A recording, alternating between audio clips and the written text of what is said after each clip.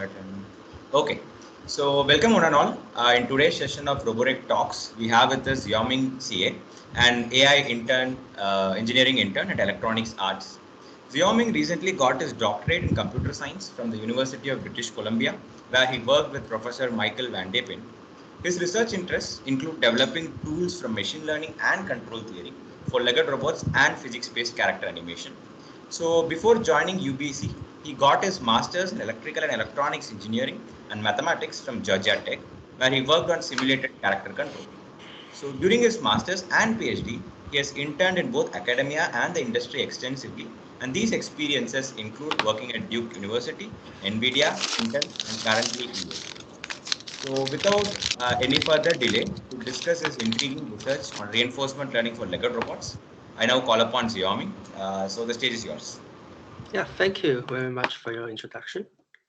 Can you still see my slides? Yep. Yeah, okay, great.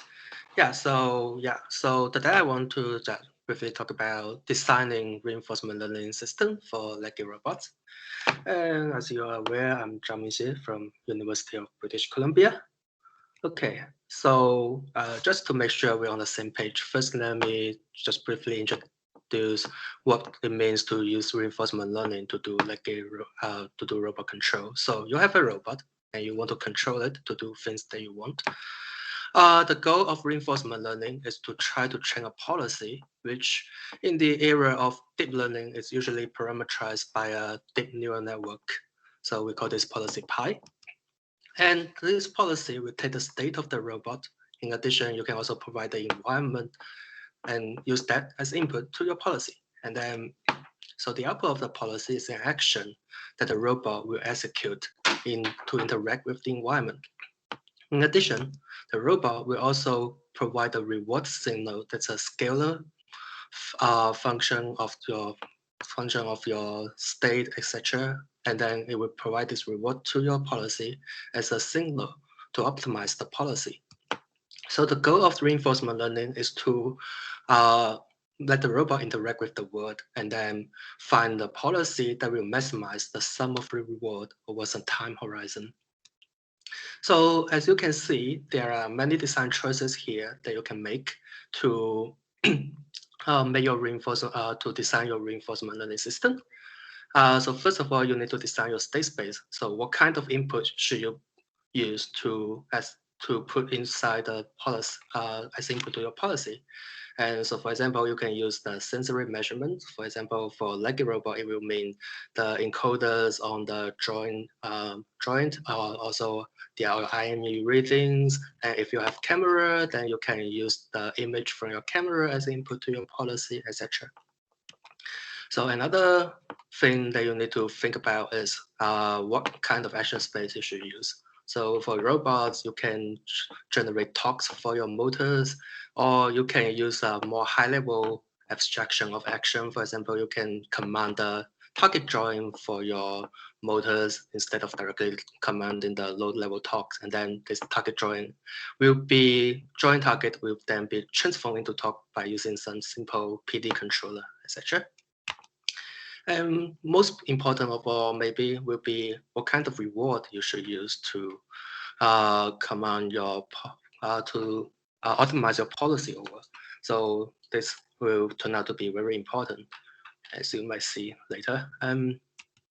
So the motivation for this talk is that if you look at like benchmarks that's typical in reinforcement learning, you can see that because they are so poorly designed, they can often generate motion that's unsuitable for any practical use. For example, on the left, it's a demise width. It's a very typical benchmark for learning, for reinforcement learning. And you can see if you just naively optimize with their environment, then you can generate some crappy motion that nobody will ever put on the robot. And on the right, you can also see another paper that, because they're not careful with their reward design, you can generate some motion that even though it looks fine in simulation, but it will never work on a real robot. So the motivation is, another motivation is that if you look at the existing literatures that use reinforcement learning that works on the real robot, you can see the design is usually very tedious. And on the left is a paper from ETH Zurich. So they have a reinforcement learning pipeline that's able to train a quadruped to deal with very challenging terrains. However, behind the scene, you can see their reward function consists of the whole page of that paper. And on the right is another paper that use very tedious reward design to make sure that their robot doesn't just do some crazy things. And you can imagine how difficult it will be to tune each of these reward terms. So the overview of my talk will be, so first I will tell you iterative design process for reinforcement learning that we use to design our reinforcement system with the Cassie robot. So Cassie robot here is a bipedal robot. You will see it later. And then I will tell you about how to learn locomotion control for quadrupedal robots with a centroidal action space that greatly simplify the design process. Okay, moving on. Before moving on, any questions? Okay, I think no. Okay, so the first is iterative design for reinforcement learning with the Cassie robot. So Cassie robot is a bipedal robot designed by Agility Robotics. So it has 20 degrees of freedoms and by only 10 actuators. So it's really like extremely under-actuated. So it's very hard to control using traditional method. It's about 1 meter tall and 31 kilograms. So it's approximately human scale. And there are springs on the robot that makes it hard to control, but it also makes the robot more energy efficient. So if we find a way to control it, it will be a great game. So now our research question is, can the reinforcement learning find control policies for large bipeds such as Cassie? And so not directly, if we just used naive design that's typically used for reinforcement learning benchmark, then you can see we can generate a motion that looks nothing close to what we will want to put on a robot. And so instead, we are proposing to make use of a motion sketch plus residual control. So the input to the robot, in addition to the state of the robot, will be a time varying motion sketch. So let me specify what it means for a motion sketch. So here is what a motion sketch looks like. So basically, it's just telling the robot to put its foot up and down so that it's doing a walking gait. So the reward function that we design is just to stay close to the motion, so generate a sequence motion that look close to what the motion sketch looks like. And so since we have a motion sketch, the naive way to do that would just to extract the drawing angle from this motion sketch and then feed that into a drawing PD controller and then use the drawing PD controller to control the robot. But as I mentioned before, the Cassie is extremely under-actuated.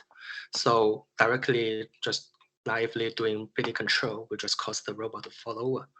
So the goal of the policy is to output a residual PD target, which will then be added to the drawing target that you extracted from the motion sketch. And then the sum of these two will go into a drawing PD controller to generate the talks. So again, here is what the motion sketch looks like. And so you can see it's like a really rough sketch. It's not even physically feasible, but it's enough to give enough signal to a reinforcement learning policy to generate a nice walking gait on the right.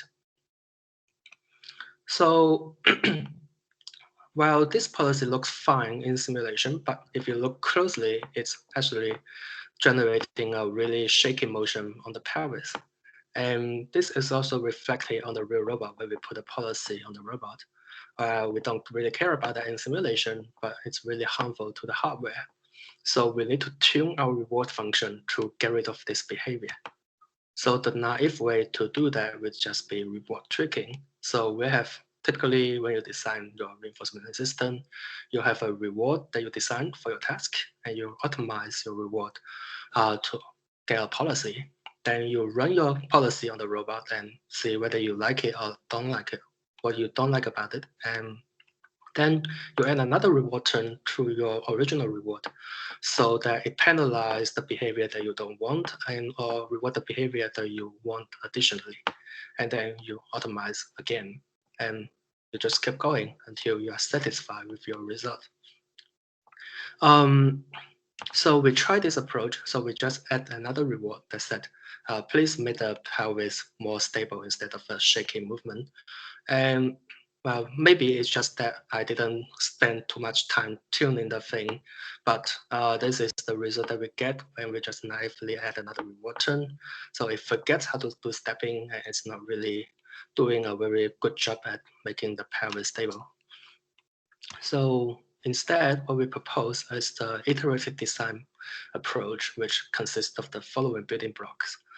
So again, we have the standard reinforcement learning that just automizes the reward function to get a policy out. And then we have another block, supervised, that you make use of supervised learning to do policy cloning. So the idea is that we, assuming we already have a working policy pi2, and then we can collect data from pi2 and then use those data to get another policy pi3 that reproduce the behavior of pi2. So you might already wonder, since we already have pi2, why do we bother to have this block to just produce a policy that does exactly what pi2 can do? Well, assuming you have multiple policies, for example, pi2 can be a robot walking forward, and pi4 can be a policy that commands the robot to walk backward, then we can use this approach to generate a single policy that can both walk forward and walk backward. And finally, we have this constraint reinforcement learning, where the goal is to reproduce the behavior of pi1 while also optimize another reward function, additional reward R2 to generate a policy that can approximately reproduce the behavior while optimize for the new reward. And then we can put these things together and we have our iterative design process. Okay. Great. So we apply this approach to, so we have our original policy that have a shake, that can do a stepping motion, we'll have a shaky pelvis movement. We collect data from that policy as a supervised learning data set. And then we also have another additional reward that tells the robot to maintain a very stable pelvis movement. And then we make use of the constraint reinforcement learning block that we just mentioned, and we're able to get a nice stepping motion that has a really smooth pelvis movement. And then finally, we train multiple policies, like one policy that can walk forward and one policy that can walk backward. And then we'll just make use of the policy cloning block that we just mentioned and collect data from those policies, and then we can distill that into one single policy that can do them all. So to summarize, first we make use of motion sketch and also residual PD control to simplify the reinforcement learning design process. So instead of carefully designing the behavior of the robot, we just give it a rough sketch and tells the robot what it should do. And then we make use of a mixed policy gradient in support of iterative design process so that we can iteratively design reward function to optimize for behavior that we want. And yeah, we demonstrate feasibility of the reinforcement learning on CASI, which lead into significant follow-up from Oregon State University and Berkeley. So that's first part of the talk. Any question before I move on? 3, 2, 1. No? Okay, great. Yes. Yeah, so one quick question, probably it's relevant here. So did you not rely on any external sim to real strategies for the transfer of simulation to real, like dynamics, randomization, or anything of that sort? Did the policies directly transfer? Surprisingly, no. We just train our policy like with the default simulation parameters, and it surprisingly worked directly on the robot. yeah, so I'm not sure why that is the case. So probably because we are testing in a simple lab setting. So we are putting it on a treadmill, which has a very like we are not putting on some terrains, natural terrain, etc. That might, if we put it in the natural terrain, it might have problem, which I think later in their later work they find that, well, without any randomization, it can work in the lab. When you put it out, then you need some randomization to get it really robust to the what's outside the lab. Yeah.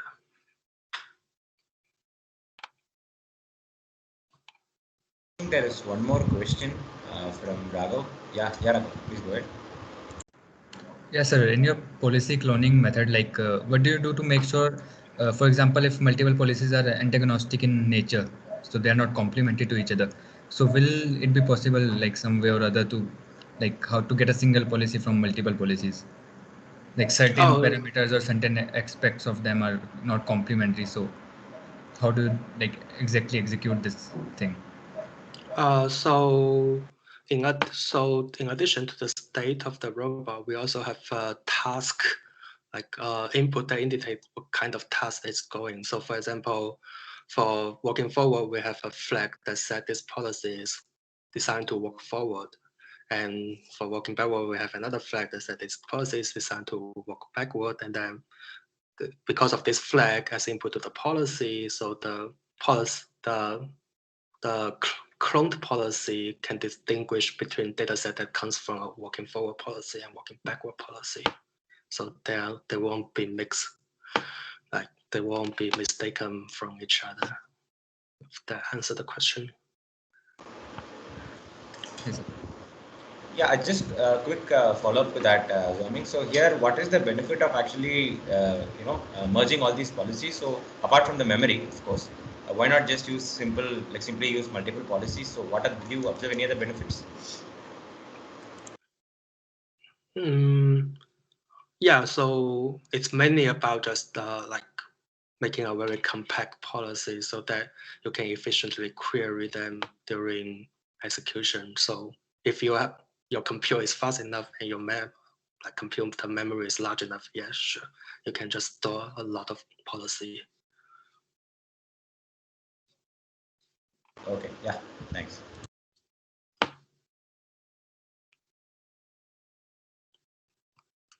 I guess there are no other questions. You can probably proceed. Yeah. Okay, great, thanks. And okay, so next is learning locomotion for quadrupedal robots with a centripetal action space. So before I go into the learning part, first I want to introduce like a centripetal model-based controller that has been used quite extensively in quadrupedal robots. So assuming you have a quadrupedal robot, you want to control it to walk forward, backward, or whatever. And so first we made the following assumption.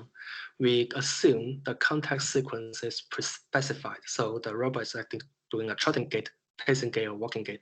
So for those of you who don't know what it means, it just means that at each moment in time, we know exactly which set of legs is in contact with the ground and which set of the leg is supposed to do a swinging motion so that it get to some specific location on the ground. And so this allows us to divide the controller into a stance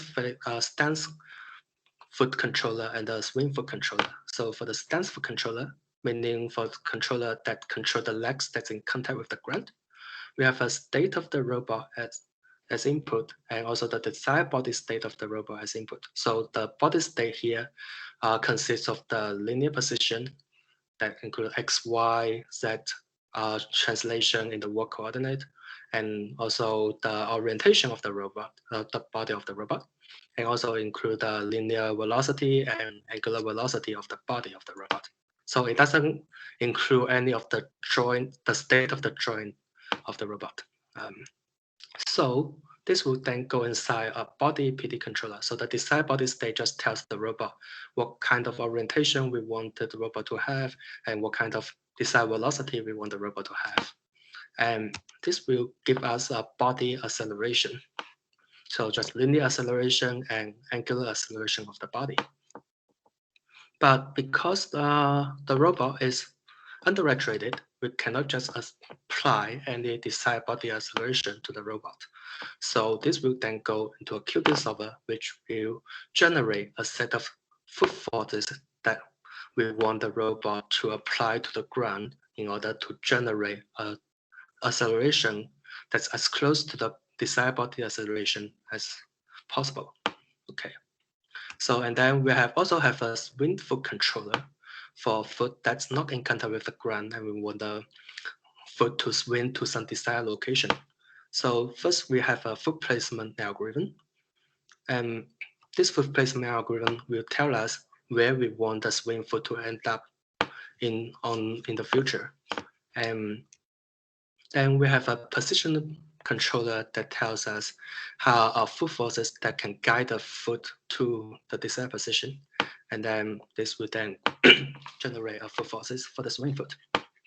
And to transform that into drawing talks, then you can just apply some model-based techniques like Jacobian transpose, if you are familiar with the methodology. But basically, you can transform these foot forces into drawing talks easily. So as you can see, there's nothing about learning here, but there's many components in this pipeline that we can replace with learning. So for example, instead of manually tuning a PD controller to generate the desired body acceleration, we can learn the desired body acceleration. And as I mentioned before, we assume fixed contact timing. So at each moment in time, we know exactly which set of foot will be a swing foot and which set of foot will be a stance foot. But that can be limited.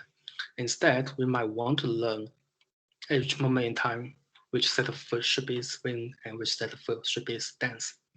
And instead of relying on a foot placement strategy that's usually just coming from some heuristic, we also want to replace that box with a foot target position that's learned from a policy.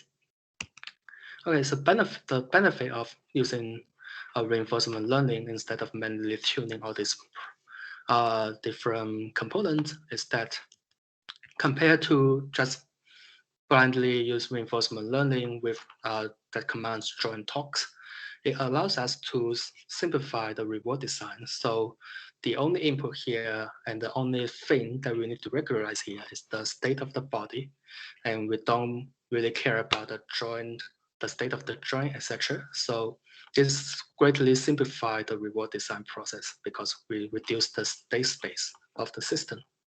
So before, if you look at reinforcement learning work out there, it usually has 7 to 11 different reward terms to regularize the behavior of the robot. Well, now we just have 2 terms, like we want to regularize the linear velocity and also the orientation of the robot body.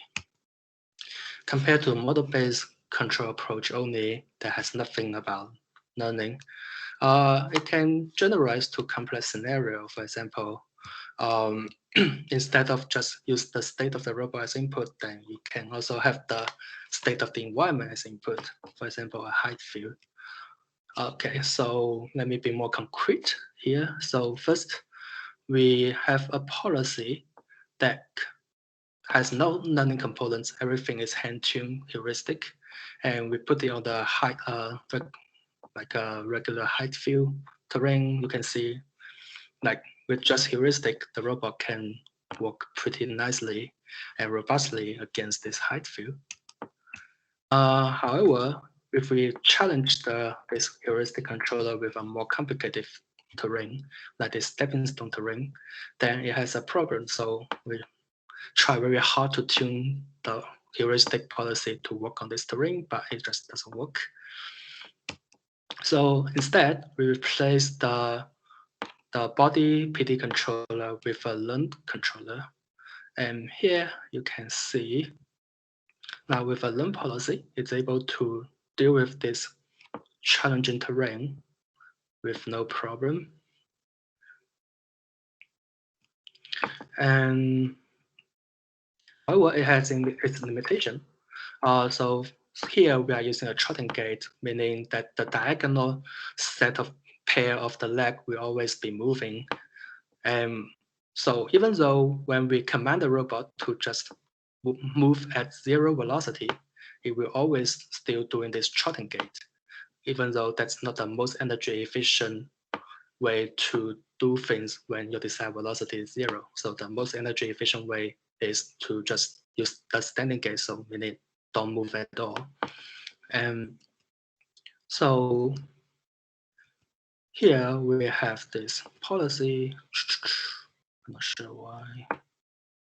So here we have this policy that in addition to learning the body acceleration, we also learn the contact timing. So as you can see here, with the learned contact timing, it learns to just don't move when the desired velocity is 0, instead of always moving when you use a fixed contact sequence. And here is another fun variation where we increase the gap length. And so here it will be very challenging to just use a fixed gate, trotting gate to walk across this. While with a learned contact sequence, it's learning some kind of galloping gait, I would guess. And it will be interesting to see what it will learn when we keep increasing the gap. But this is work in progress, and we're still exploring what can be done here. So as we introduce more and more learning components into our system, we get better and better result. And yeah, and eventually we also want to learn the target foot position instead of just manually decide where we should put a foot, etc. And we believe this will give us the best result, but it's still work in progress. And finally, we put some of the policy on the rear robot. So on the left, we have a policy that learns the body acceleration. You can see we can put it on the rear robot and it's robust to perturbation, etc. On the right, we have a policy that learns the contact sequence. So we put the left side of the robot on a skateboard, and so the robot needs to learn a contact schedule that can drive the skateboard forward. So in this case, the robot shouldn't move the left side of the leg while using the right side of the legs to move forward. Okay, so the summary, we can integrate model-based controller into our learning framework to simplify the reward design process.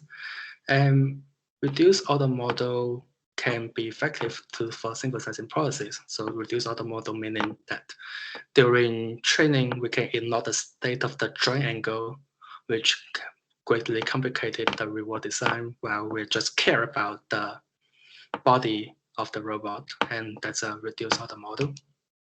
So yeah, with that, that's all I have, and happy to take questions. Great. So yeah, are there any questions? Guys, feel free to raise your hand, and if you want to ask a slide, you can go for it, or you can just put up your questions in the chat. So yeah, one question, probably I'll start with a doubt. So this motion sketch which you mentioned for Cassie, so what do you actually rely on the quality and physical feasibility of the trajectory? For example, say use some trajectory optimization or some other framework to actually obtain those things, or they are like handcrafted and they're just visually relevant to walking or something like that? Yeah. So you can see, as you can see here, the motion sketch, it's like not really good at all.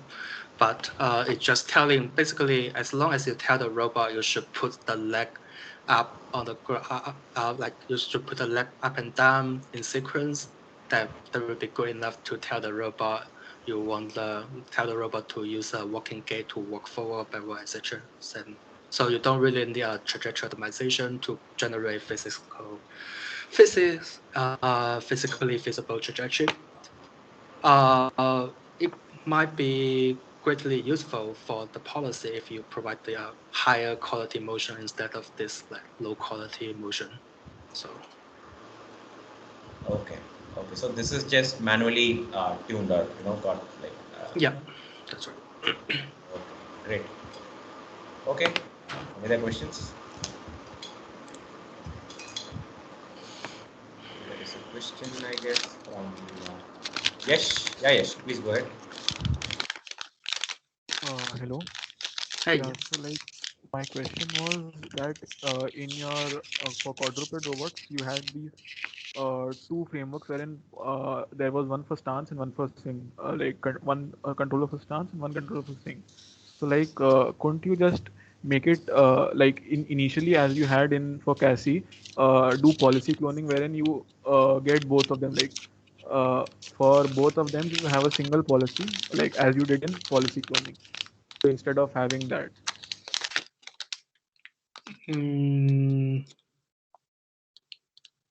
I'm not sure I follow. So there's nothing about learning here. So this is just a Yeah, like like a so when you introduce RL into it, like when you instead of just having a PD controller, you have a learning algorithm which basically learns this body PD controller, and then there is this foot placement. So like which learns that foot placement. So instead of that, couldn't you have just like a single policy kind of thing, wherein you based on what kind of thing you want. For example, if you want to predict for stance or you want to predict for the swing phase, you have that supervised learning kind of thing wherein it just takes that one flag which tells you that what whether you want stance or whether you want swing, and then it takes the input states and stuff. yeah. So what will be the benefit of introduce a learn policy here? Because like this is pretty like it can be solved efficiently and so it's all model based. So you use physics to get very accurate solution instead of getting some approximate solution from learned policy. So, Okay. so obviously you can learn this, use this thing to collect data to generate a policy that use supervised learning, but I don't see why you want to do that unless you find some bottleneck in this framework that prevent you from doing something you want. Just a follow up there, Zhaoming. So this foot placement block, is it a heuristic like a Rebus heuristic or is it like Yeah, learned? Okay. yeah, it's a Rebel heuristic for now. Okay.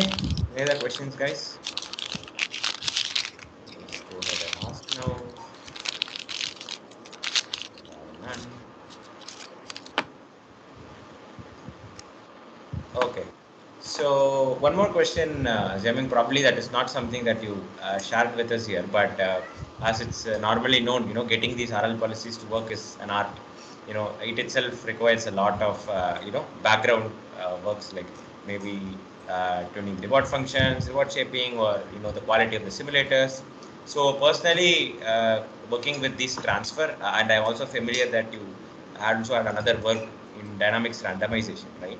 So can you comment on the which personally has worked the best for you in transfer?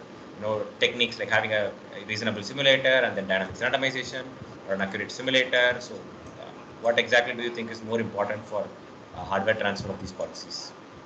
So I think first of all you need to design your system so it generate a policy, generate a motions that looks at least the motions should be plausible on the hardware before you attempt to transfer, and it doesn't matter what kind of simulator that you use there, and then there's also a lot of work out there that just uh, randomize the environment. So for example, you can introduce some height field in your environment so that the policy is robust to all those kind of crazy variation that you will encounter in the real world. And yeah, so design your environment so that it kind of represent what you can encounter in the real world. And then there's also some, and then, I think, good design of your environment, good design of your reinforcement learning system.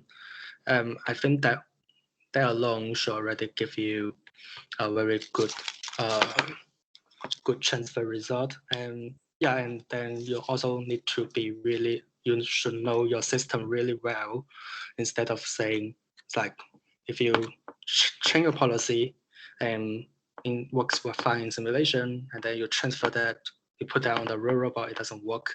Don't just assume that it doesn't work because the simulation and the real world is not matched. You should find maybe there's some bug. Usually it's just some bug in the code that you didn't notice before. That's what we have. So we also didn't just do simple real transfer and just walk out of the box. Sometimes it's just some stupid sometimes it's not a mismatch between the simulation and the real world.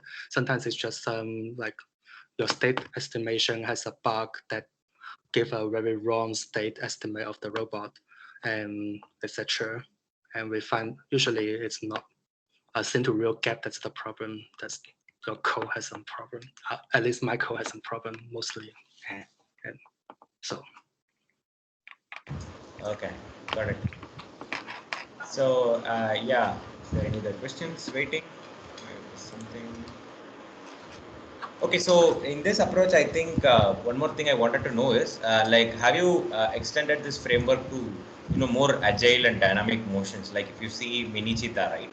So it can do backflips and things like that. So are flight phases essentially a problem for this, or you're able to test this current framework? We haven't tried anything with very super dynamics motion yet, but that's one direction that we want to go. So we will see. We'll get there. Okay. So I think that's about it. There are no questions. I think we'll probably wrap up. Yeah, sounds good. So, thank you. Yeah, thanks a lot, Zhaoming, first of all, for agreeing for an invitation. It was a great talk, very informative, and more importantly, reinforcement learning is a very versatile tool for robotics, which is emerging now. So it's actually great, to get some hands-on insights like the ones you shared right now, for us to improve our prospects on. So thanks a lot for your time. And thank you. Yep. Take care then. Have happy weekend. Bye. Yeah.